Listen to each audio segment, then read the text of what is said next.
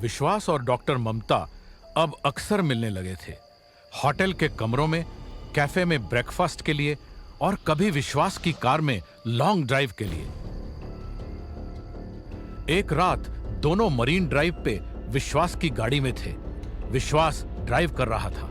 विश्वास, तुम हमेशा घर नहीं जाने का बहाना ढूंढते हो। तुम मुझे लाइक करते हो या सिर्फ अपनी बीवी से भाग रहे हो? What? Of course I like you. तुम्हारा और शिखा का लव मैरिज हुआ था ना? शिखा? हाँ, शिखा, योर वाइफ। विश्वास के लिए शिखा शुजाता थी, इसलिए जब भी कोई शिखा का नाम लेता था वो चौंक जाता था। उसने सोचा शादी से पहले उसको शुजाता से प्यार तो था ही। हाँ, मैं उससे प्यार करता था कभी। शादी के 1 महीने में ही वो प्यार था हो गया। विश्वास को गांव में मिली शुजाता याद आई। बड़ी बड़ी आंखों वाली मासूम सी शुजाता। मैं जिस लड़की से पागलों की तरह प्यार करता था वो कोई और थी। वो मुझे बेहद प्यार करती थी, मेरे लिए जान दे सकती थी। लेकिन जो अब मेरी बीवी है उसे मुझे डर लगता है। तभी डॉक्टर ममता को बाथरूम के फर्श पे छटपटाती मछलियां याद आईं। ऑनेस्टली तुम्हारे वाइफ से मुझे भी डर लगता है बाबा।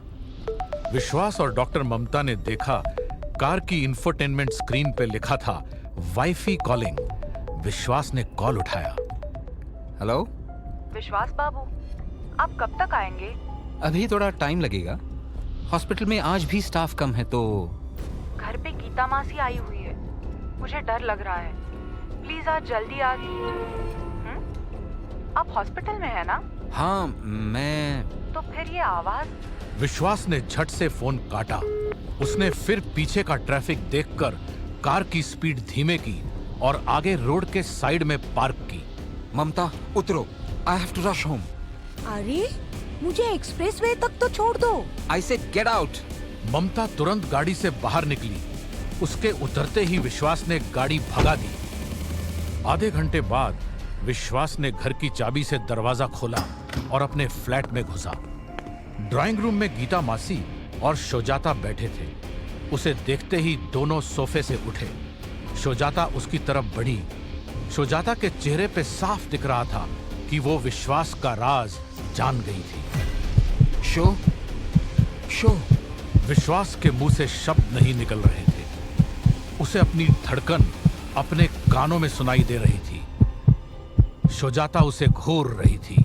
अगले ही पल विश्वास की आंखों के सामने अंधेरा छा गया। गीता मासी ने देखा विश्वास गिर के बेहोश हो गया। शुजाता भाग के उसके पास गई और उसे उठाने की कोशिश करने लगी। तभी गीता ने बेडरूम का दरवाजा खुला हुआ देखा। मौके का फायदा उठा के वो दबे पांव रूम के अंदर गई और अपने पर्स से तावीज निकाला और बेड साइड टेबल पर पड़े छोटे से फूलदान के अंदर डाल दिया। तावीज वहां छुपाकर जैसे ही वो पलटी, उसने देखा सामने शुजाता खड़ी थी। गीता की सांस रुक सी गई। वो जानती थी शुजाता इस पल में कुछ भी कर सकती थी। तभी शुजाता ने लपक के उसे पकड़ा। गीता के मुंह से चीख निकलने ही वाली थी कि मासी, मासी, प्लीज मेरी मदद करो, देखो उन्हें क्या हो गया है। शुजाता गीता को खींचकर बाहर ड्राइंग रूम में लेकर आई। गीता ने विश्वास को देखा। बेटा, मैं अंदर अपना फोन ही लेने गई थी।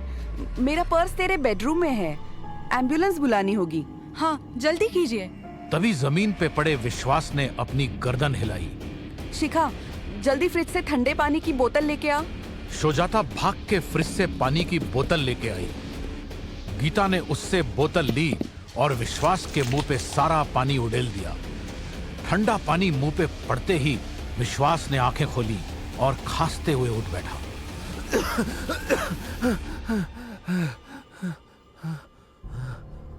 विश्वास बाबू, आप ठीक तो हो ना? शुजाता ने विश्वास का चेहरा अपने हाथों में लिया हुआ था। विश्वास ने देखा कि वो बहुत डरी हुई थी। वो विश्वास से लिपट गई। शुजाता नहीं जानती थी कि असल में विश्वास उसके डर से ही बेहोश हो गया था। बेटा, तुम ठीक हो? हाँ मासी, पूरे दिन काम में बहुत बिजी था, कुछ नहीं खाया इसलिए शायद। I am okay. शुजाता अभी भी उससे लिपट के रो रही थी। विश्वास जानता था उसे जल्द कुछ करने की जरूरत है, वो इस तरह नहीं जी सकता था। बाबा गीता मौसी के ड्राइंग रूम में बैठा कुछ सोच रहा था। उसे पता था कि एक बार शिखा को अपना शरीर वापस मिल गया तो सुजाता की आत्मा वापस उसी जंगल में चली जाएगी। बाबा को समझ नहीं आ रहा था कि ये रोकने के लिए वो क्या करे। बाबा का फोन बजा। उसने देखा विश्वास का कॉल था। उसने धीरे से फोन उठाया। हेलो। हेलो बाबा, मैं विश्वास। उस वक्त गीता किचन में थी। बाबा अपनी जगह से उठा और फोन लेकर बाहर बालकनी में चला गया। बाहर जाके उसने दबी हुई आवाज में बात करना शुरू किया। हाँ बोलो। मुझे आपकी मदद चाहिए बाबा। सुजाता वो पहले वाली सुजाता नहीं है। और क्या उम्मीद की थी तुमने? बाबा प्लीज मेरी बात सुनिए, वो किसी दिन मुझे मार डालेगी। बाबा ने पलटकर अंदर की ओर झांका। उसने देखा गीता किचन से बाहर आ गई थी और चाय की ट्रे टेबल पर रख रही थी। बाबा ने झट से कॉल काटा और अंदर ड्राइंग रूम में चला गया। दोपहर के 3 बज रहे थे। सुजाता घर में अकेली थी। उसने जाके दरवाजा खोला तो देखा सामने शिखा की मां खड़ी थी। सुजाता चुपचाप शिखा की मां को देख रही थी। वो 2 रातों से सोई नहीं थी। उसे अभी याद भी नहीं आया था कि उसके सामने खड़ी औरत कौन थी। शिखा की मां ने जब अपनी बेटी का चेहरा देखा तो उनकी धड़कन एक पल के लिए रुक सी गई। शिखा के बाल कहीं कहीं सफेद हो गए थे। उसकी आंखें आधी नींद में थीं। चेहरा मुरझाया हुआ था और उसके कंधे की हड्डियां बाहर निकली हुई दिख रही थी। मां ने आगे बढ़ के अपनी बेटी का चेहरा छुआ। शिखा, मेरी बच्ची, क्या हुआ तुझे? उन्होंने अपनी बेटी को गले से लगा लिया। सुजाता को बहुत वक्त से किसी ने अपने पन से छुआ नहीं था। शिखा की मां से लिपट के वो कुछ पिघलने सी लगी। मेरी बच्ची, तू बीमार है क्या? सुजाता की आंखों से आंसू बहने लगे और देखते ही देखते वो फूट फूट कर रोने लगी। बेटा क्या हुआ है? कुछ तो बोल। तू अभी मेरे साथ डॉक्टर के पास चल। तू ठीक नहीं है। माँ, माँ, नहीं माँ। तो क्या हुआ तुझे? विश्वास ने उसने तुझे कुछ किया क्या? उसने हाथ उठाया तुझ पे? सुजाता रोते रोते जमीन पे गिर गई। शिखा की मां उसे अपनी बाहों में समेटे हौसला दे रही थी।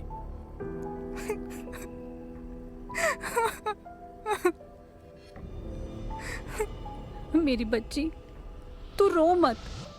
तू बिल्कुल मत रो। मेरी फूल सी बच्ची, तुझे क्या से क्या बना दिया है उसने। तू उसे छोड़ के अपनी माँ के पास आ जा मेरी बच्ची। मैं तुझे अब उसके साथ एक पल भी रुकने नहीं दूंगी। मैं विश्वास को नहीं छोड़ सकती माँ। मैं विश्वास को जीते जी नहीं छोड़ सकती।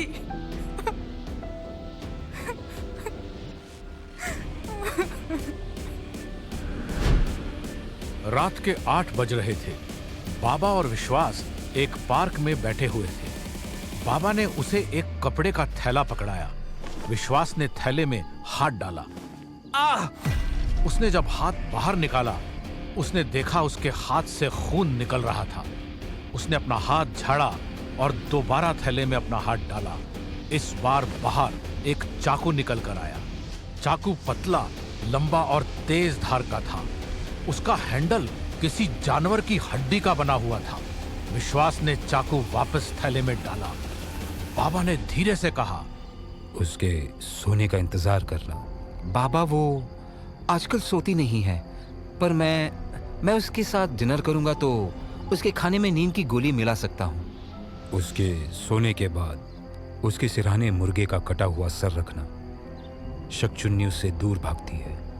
मुर्गे के सर के वजह से मरने के बाद शकचुन्नी की आत्मा वहां नहीं रुकेगी, भाग जाएगी।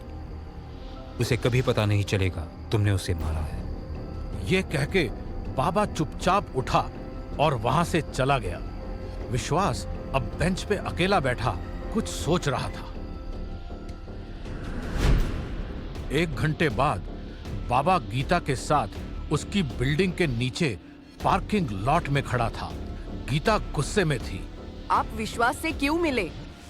उसे अगर पता चल गया कि हम क्या करने की कोशिश कर रहे हैं तो नहीं चलेगा। उसने मुझे खुद फोन करके बुलाया था। वो सुजाता के साथ नहीं रहना चाहता।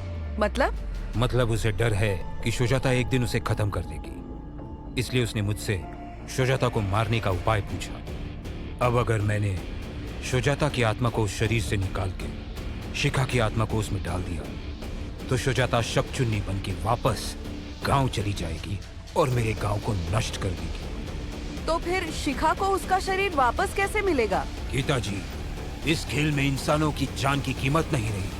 अब सब खत्म होने वाला है। आप क्या बोलने की कोशिश कर रहे हैं? आज रात विश्वास सुजाता को मारने की कोशिश करेगा। What? आपने कहा था कि अगर शिखा का शरीर मर गया तो शिखा को उसका शरीर वापस कभी नहीं मिल सकता। घबराइए मत। विश्वास उसे मारने की कोशिश करेगा पर कामयाब नहीं होगा। मैंने उसे कहा था कि सुजाता को मारने से पहले मुर्गे का कटा हुआ सर उसके सिरहाने रखना। हम मुर्गे का कटा हुआ सर शबचुन्नी को बुलाने के लिए इस्तेमाल करते हैं। विश्वास जैसे ही वो कटा हुआ सर उसके सिरहाने रखेगा, सुजाता कितनी भी गहरी नींद में क्यों ना हो, वो जाग जाएगी और विश्वास को उसे मारने की कोशिश करते हुए देख लेगी। वो तो वो क्या विश्वास को मार डालेगी? शिखा को उसका शरीर वापस दिलाने के लिए और सुजाता को वापस शबचुन्नी बनने से रोकने के लिए यही तरीका है। शबचुन्नी वही लड़की बनती है जिसे अपने साथ हुए प्यार में धोखे का बदला ना मिला हो। सुजाता विश्वास को उसकी हत्या की कोशिश करते देख मार डालेगी। जब उसे अपने ऊपर हुए अत्याचार का बदला मिल जाएगा तो वो शबचुन्नी नहीं बन पाएगी। पर विश्वास, हम उसे मार डालेंगे? विश्वास अगर सुजाता के हाथों नहीं मारा गया तो शिखा के हाथों मारा जाएगा। उसके बाद हम शिखा के शरीर के साथ वो तंत्र करेंगे जिससे शिखा को उसका शरीर वापस मिल जाएगा। लेकिन गीता जी, विश्वास मर चुका है। विश्वास के फ्लैट के बाहर वही बुजुर्ग खड़ा था जो 2 अलग-अलग बार गीता और सुजाता से पहले मिल चुका था। उसकी आंखों में एक तेज चमक थी। ठीक उसी वक्त फ्लैट के बेडरूम में विश्वास सोई हुई सुजाता के सामने खड़ा था। उसके हाथ में चाकू था। सुजाता की अचानक आंखें खुलीं। उसके पेट में बहुत जोर से दर्द उठ रहा था। उसने अपना पेट पकड़ा और कर्राने लगी। जब उसने अपने पेट की तरफ देखा, उसका पेट चमक रहा था और बहुत बड़ा और गोल हो चुका था।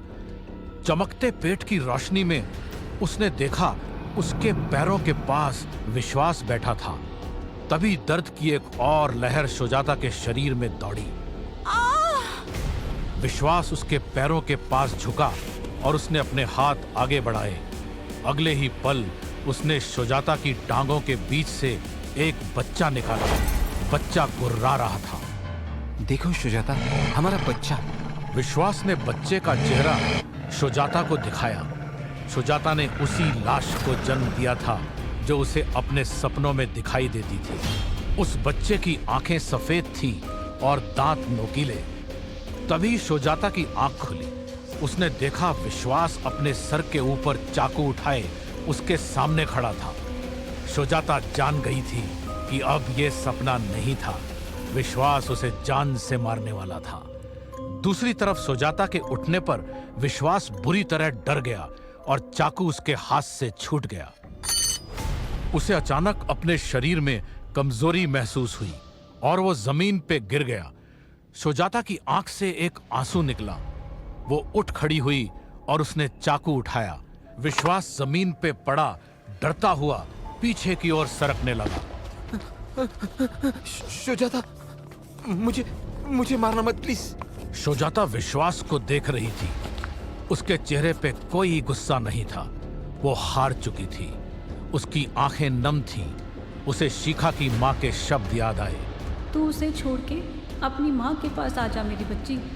सुजाता ने चाकू उठाया और उसे अपनी कलाई पे रखा।